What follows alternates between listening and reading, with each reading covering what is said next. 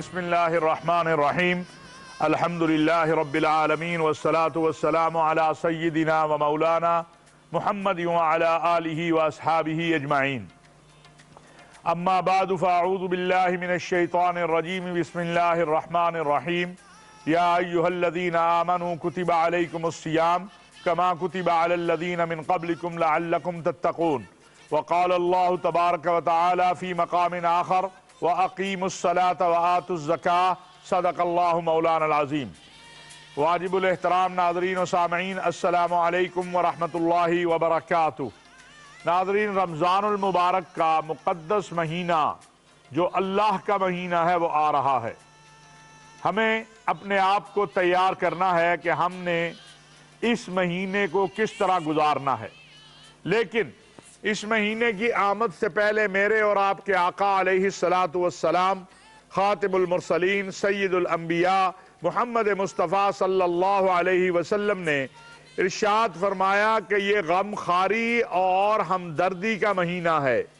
तो आइए हम भी गम खार बने, आए हम भी हमदर्दी करने वाले बने, आए हम भी मोहब्बत करने वाले बने, आए हम भी एक दूसरे को प्यार देने वाले बने। और ये महीना क्यों अल्लाह ने हमें दिया, ये रोजे क्यों दिए? अल्लाह तबारक व तआला फरमा रहे हैं लअल्लकुम तत्तक़ून, ताकि तुम तक़वे वाले बनो, मुत्तक़ी बनो, ईमान वाले बनो, अल्लाह से डरने वाले बनो। और जब इंसान अपने खालिक व मालिक से डरने वाला बन जाता है, डर क्या है, ये भी तकवा क्या है, ये आज मैं चाहता हूं मुख्तसर अल्फाज में अर्ज करूं कि इंसान के अंदर ये खौफ हो कि मैंने कोई गुनाह किया, मैंने कोई नाफरमानी की, तो मेरा खालिक व मालिक जो मुझे देख रहा है, जो हाजिर व नाजिर है, जो अल्लामुल गुयूब है, जो सत्तारुल उयूब है, वो मुझे देख रहा है। मैंने अगर कोई गुनाह किया, उसकी नाफरमानी की, तो वो मुझसे नाराज हो जाएगा। ये है, ये अपने अंदर फिक्र सोच जो अल्लाह ने रखी हुई है हमारे अंदर, उसको जिंदा रखना तकवा है, ये तकवा है। और रमजान 11 माह बाद एक महीना रूहानियत के उस मेयार को जिंदा कर देता है जिसकी जरूरत हमें 11 महीने रहती है। एक महीना अगर उसको भी हम इस मेयार पर, अल्लाह के दिए हुए मेयार पे तो हम कमजोर लोग हैं, मुमकिन है हम पूरा ना उतरे और नहीं उतर सकते, हम बड़े गुनाहगार हैं।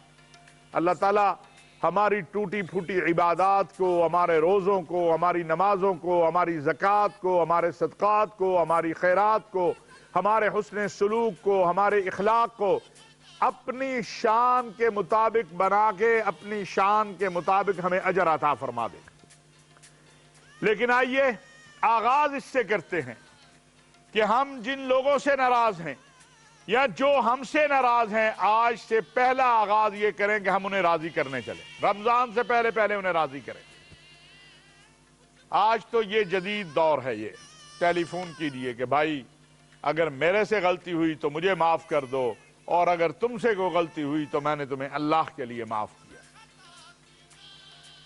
आए अपने उस खालिक व मालिक के लिए नफरतों को कम करके मोहब्बतों को बढ़ाएं और इसकी अमली तस्वीर बन जाएं कि इरहम मन फिल अर्दी यरहमुका मन फिस समा, तुम जमीन वालों पे रहम करो ताकि आसमान वाला तुम पे रहम करे। ये रहमत का अशरा आ रहा है, पहला अशरा रमजान का रहमत का अशरा है। आए उस रहमत के अशरे में दाखिल हो जाए और इस तरह दाखिल होंगे हम अपने दिलों से कदूरतें, नफरतें, कीना, बुग़्ज़, हसद सबको पाक कर दे, सबसे अपने आप को पाक कर ले। आए इस तरह आगे बढ़े, आए इस तरह आगे बढ़े कि हमारे इर्द गिर्द हम ये आज़म कर लें कि हमारा कोई पड़ोसी, कोई अजीज, कोई रिश्तेदार जहां तक हमारी रसाई है भूखा नहीं सोएगा। उसके सहर और रफ्तार का बंदोबस्त करने में मैं अपनी इस्तिताअत के मुताबिक कोशिश करूं। हमें इस तरफ आगे बढ़ना है, हमें इस तरफ आगे जाना है। मेरे अजीजों, आए अज़म करें, इरादा करें, अपने आप को इसके लिए तैयार करें कि खालिक व मालिक हम तेरे बंदे हैं, हम तेरे से माफी मांगते हैं। جو ہم سے گناہ ہوئے، میرے اور آپ کے آقا علیہ السلام فرماتے ہیں، جس کا مفہوم اس طرح سے ہے کہ میں دن میں 100 بار استغفار کرتا ہوں۔ میرے اور آپ کے آقا علیہ السلام کو تو استغفار کی ضرورت ہی نہیں ہے، ان کی وجہ سے تو ہم نے بخشے جانا ہے، ان کی شفاعت سے تو ہم نے جنت میں جانا ہے، وہی تو ایک ہمارے پاس اللہ کے بعد آسرا ہیں۔ ہاں، جب وہ کہہ رہے ہیں میں استغفار کرتا ہوں تو میں اور آپ استغفار کیوں نہ کریں؟ آئیں اللہ کے دربار میں ہم اپنے آپ کو سرنڈر کر دیں، اور ایسے حالات میں جب کائنات نے دیکھا نہ سائنس کام آئی، نہ مال کام آیا، نہ طاقت کام آئی، نہ جدید ذرائع کام آئے، ایک نہ دیکھنے والے کیڑے نے جس کو عام انسان دیکھ نہیں سکتا، خوردبین کے بغیر دیکھا نہیں جاتا، اس نے پوری دنیا کو عاجز کر کے رکھ دیا ہے۔ ابھی تک سمجھ نہیں آ رہی۔ یہ تیسری لہر اس وقت جو چل رہی ہے، جو انتہائی خطرناک ہے، پاکستان میں، سعودی عرب میں، باقی دنیا میں کرونا کے جو ہے وہ کیسز بڑھ رہے ہیں۔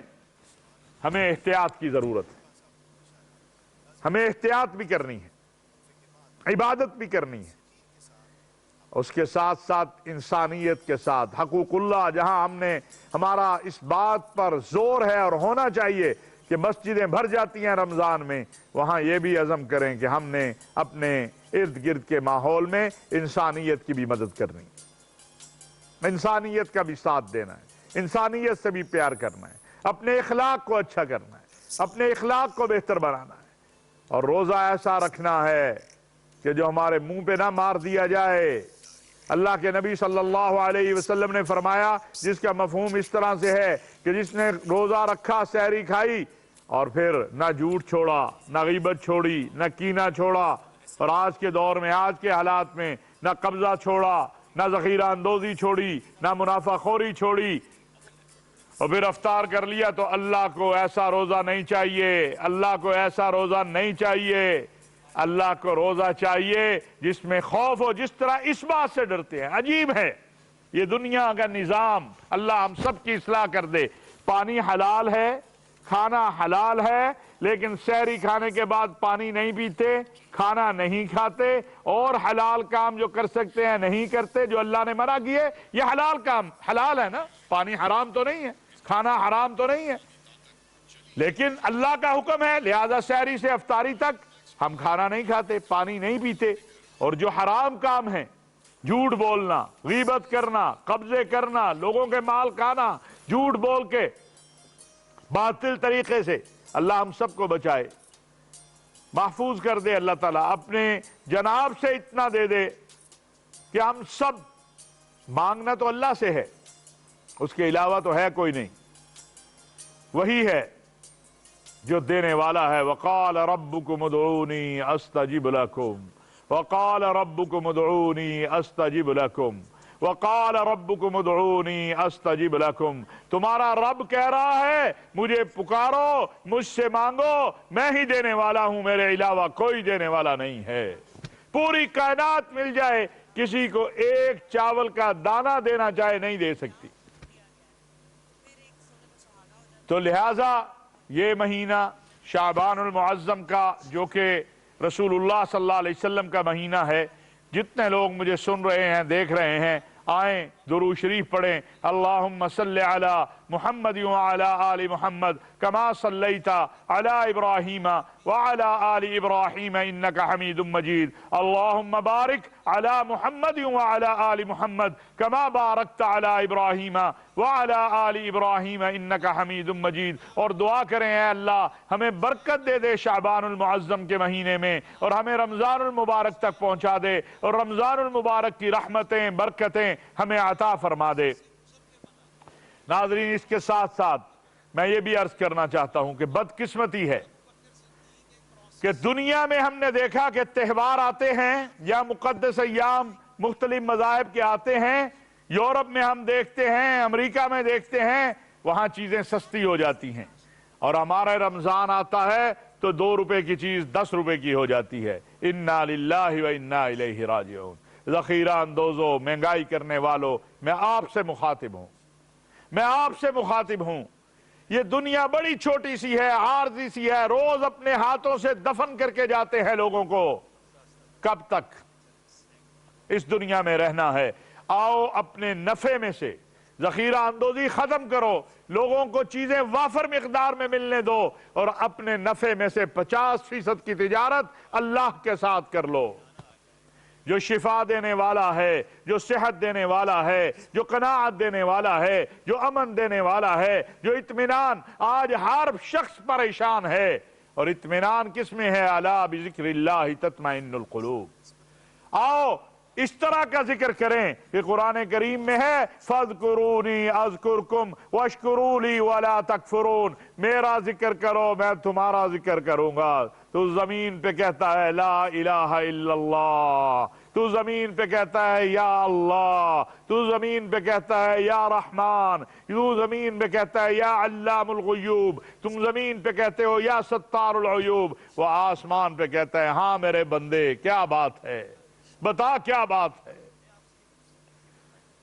قرآن میں کہا گیا اَمَّن يُجِيبُ الْمُضْطَرَّ إِذَا دَعَا، جب تم مشکل ترین حالات میں ہوتا ہے، بھائی بھی چھوڑ جاتے ہیں، بہنیں بھی چھوڑ جاتی ہیں، دوست بھی دور ہو جاتے ہیں، کوئی ساتھ دینے والا نہیں ہوتا، اس وقت تو پکارتا ہے، اس وقت تو کہتا ہے ہائے میرے اللہ، اے میرے اللہ، اے میری مشکلوں کو حل کرنے والے۔ قرآن میں اللہ فرما رہے ہیں اَمَّن يُجِيبُ الْمُضْطَرَّ إِذَا دَعَا وَيَكْشِفُ السُّوءَ، کون ہے اوے کون ہے جب تو مشکل میں درد کے ساتھ کہتا ہے اللہ، کون ہے جو تجھے جواب دیتا ہے؟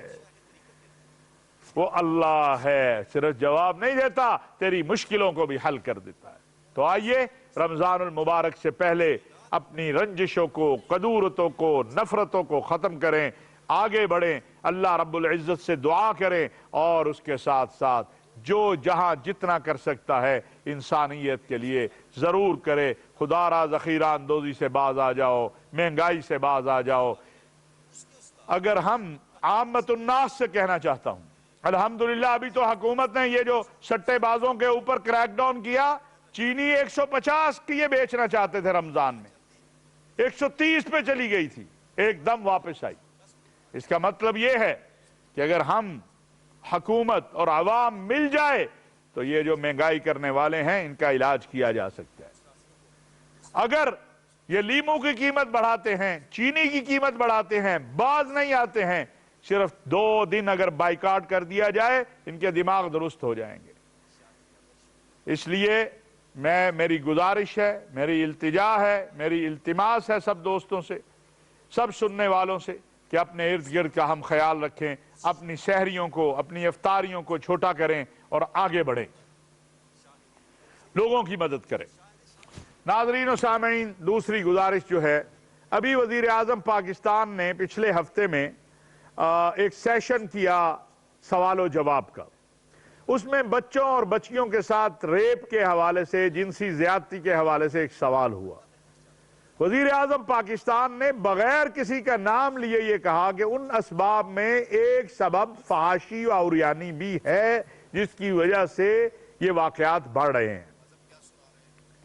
ایک چھوٹا سا طبقہ جس کی عوام میں تو کوئی پذیرائی نہیں ہے، نہ ہی عوام الناس کو ان سے کوئی غرض ہے، نہ ان کو عوام سے کوئی غرض ہے، اس نے کوہرام مچا دیا عورت کا حق۔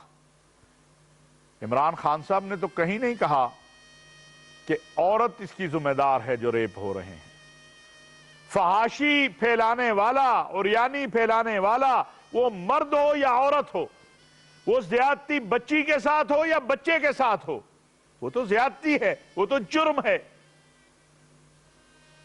کیا کوئی انکار کر سکتا ہے کہ جو موجودہ جدید ذرائع ابلاغ آنے کے بعد، اور یہ جو اب ہم نئے جو ہے بالکل ایسے چیزیں دیکھتے ہیں جو آپ اپنے بچوں کے ساتھ بیٹھ کے بھی نہیں دیکھ سکتے، کیا اس سے پہلے بھی ریپ کے واقعات کی ریشو یہی تھی؟ بھئی اگر کوئی جنسی زیادتی بچے کے ساتھ کرتا ہے، مدرسے میں کرے یا اسکول میں کرے یا کالج میں کرے یا سڑک پہ کرے، جو بھی کرتا ہے وہ مجرم ہے اس کو سزا ملنی چاہیے. جب ہم کہتے ہیں ان مجرموں کو سخت سے سخت سزا دو، پھر کہتے ہیں جی انسانی حقوق. یعنی 7 سالہ زینب کا انسانی حق نہیں ہے، اس درندے کا جس نے اس کو ریپ کیا اس کا انسانی حق ہے. پوری قوم، میں کہتا ہوں آج ریفرنڈم کرا لیا جائے، اگر آج ریفرنڈم بھی کرا لیا جائے، میں دعوے سے کہہ سکتا ہوں کہ چند سو کے علاوہ پوری قوم عمران خان صاحب کے اس بیان کی تائید کرے گی کہ فحاشی اور عریانی بھی ایک سبب ہے ان اسباب میں جن کی وجہ سے ریپ ہوتا ہے.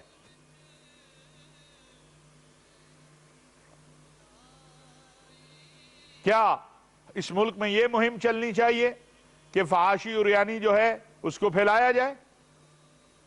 یہ چاہتے ہیں آپ؟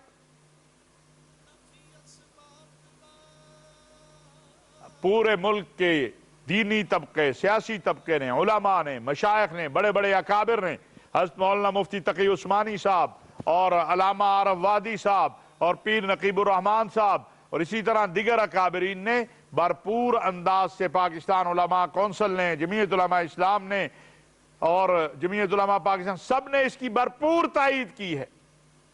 ہمیں ان اسباب کو دور کرنا ہے. فحاشی اور عریانی بھی ایک سبب ہے، سزائے نہ ملنا بھی ایک سبب ہے، مقدمات کی تاخیر بھی ایک سبب ہے. تو ہم نے اپنی نسلوں کو بچانے کے لیے، اپنے بچوں کو بچانے کے لیے تمام چیزوں کو بہتر کرنا ہے. خالی وزیر اعظم صاحب نے جو بیان دیا، اسلامی جمہوریہ پاکستان کے وزیر اعظم کو اسی طرح کا بیان دینا چاہیے، اسی طرح کی بات کرنی چاہیے اور عملی اقدامات اٹھانے چاہیے. آپ چاہتے ہیں کہ پاکستان میں، یعنی اگر فحاشی اور عریانی نہیں تو پھر کیا، فحاشی اور عریانی کا خاتمہ نہیں تو اس کو پھیلانا چاہیے. اللہ کا خوف کریں. اصل بات یہ ہے کہ کچھ لوگوں کا خیال ہے کہ وہ اتنا شور کرے کہ پاکستان میں دین کی بات کرنی یا شریعت کی بات کرنی یا اسلام کی تعلیمات کے مطابق بات کرنی مشکل ہو جائے. یہ ان کی خام خیالی ہے، ایسا ممکن نہیں ہے. عورت کے حق کی جو بات ہے، اسلام نے جو عورت کو حق دیا ہے وہ کوئی اور نہ دے سکا ہے نہ دے سکتا ہے. آئے آگے بڑھیں، بجائے اس کے کہ آپ اس بات کے اوپر تنقید کریں کہ آپ نے کیوں کہا کہ پردہ ہونا چاہیے. آئیں اس طرف آگے بڑھتے ہیں کہ عورت کو محفوظ کیسے بنانا ہے، عورت کو تعلیم کیسے دینی ہے، عورت کو وراثت میں حق کیسے دینا ہے، عورت کے اوپر ہونے والے تشدد کو کیسے روکنا ہے. اس کی طرف آگے بڑھیں. ہم یہ نہیں کہہ رہے کہ اس ریپ اور ان چیزوں کی ذمہ دار عورت ہے، ہم یہ کہہ رہے ہیں اسباب میں سے ایک سبب وزیر اعظم نے کہا فحاشی اور عریانی بھی ہے. اور یہ جو بات کہی اسٹیمنا ذہنی، یہ درست بات ہے.